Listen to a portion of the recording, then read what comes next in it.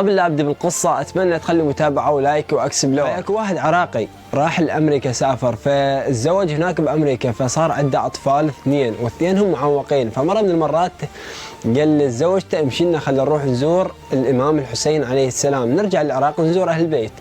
هي ما تعرف اهل البيت، فقالت له من هذول اهل البيت؟ قال لها الامام الحسين عليه السلام وابو الفضل عباس والسيده زينب، وشلون ذبحوهم وشلون قتلوهم وشلون صارت الحروب كلها. فهي صارت اشتياقها لمن تروح تزور كربلاء، فجابوهم اطفال اثنين معوقين.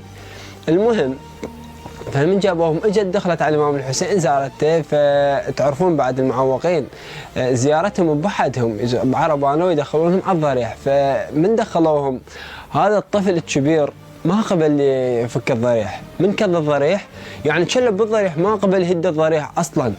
ليش ما قبل يهد الضريح؟ قال له بابا